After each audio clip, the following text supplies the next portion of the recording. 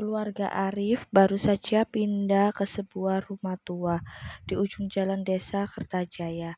Rumah itu besar tapi sudah lama kosong, harganya murah sekali. Makanya Arif tak berpikir panjang. Istrinya Dina dan anak perempuan datang menyambut. Awalnya senang mereka, sampai malam tiba.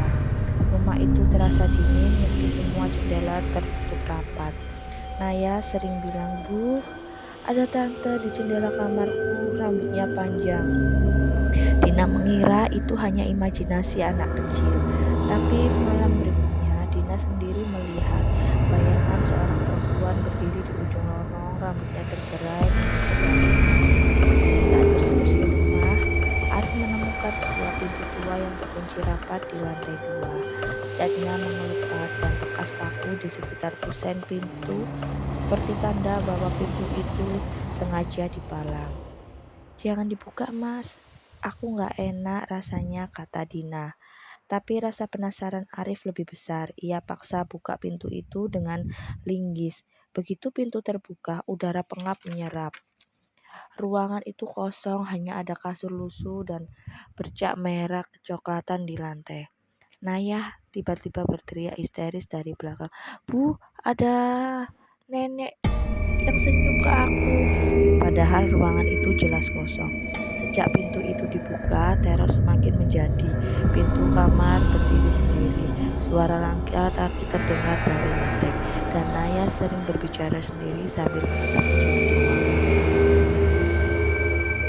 Suatu malam, Dina terbangun karena mendengar suara kursi digeser di ruang tamu.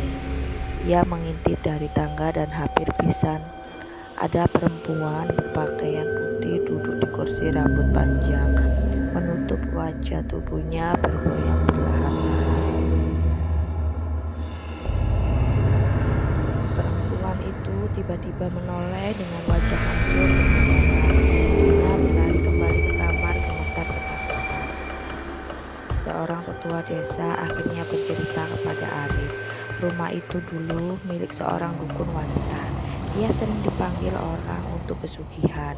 Banyak orang hilang tak pernah kembali. Konon arwah mereka terperangkap di dalam rumah itu.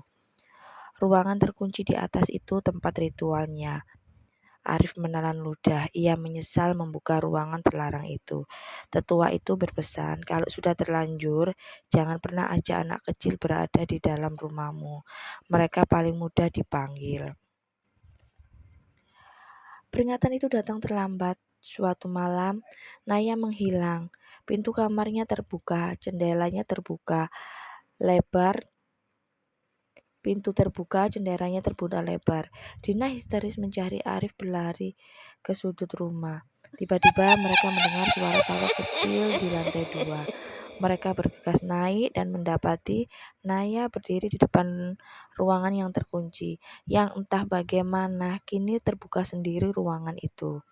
"Naya, jangan masuk!" teriak Arif. Tapi terlambat, anak itu melangkah ke dalam dan pintu tertutup keras.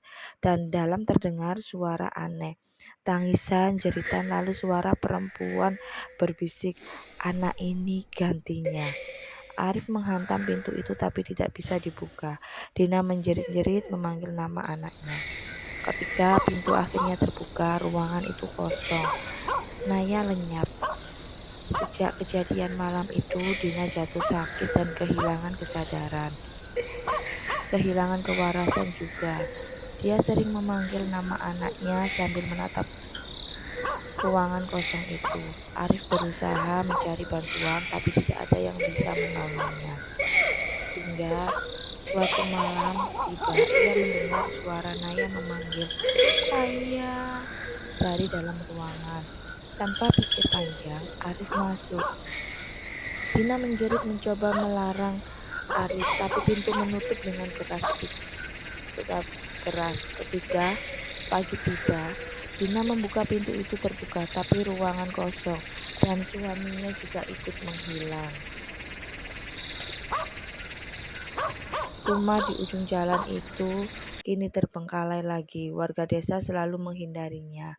Konon kadang terdengar suara anak kecil tertawa, diikuti suara perempuan berbisik, "Sekarang giliranmu."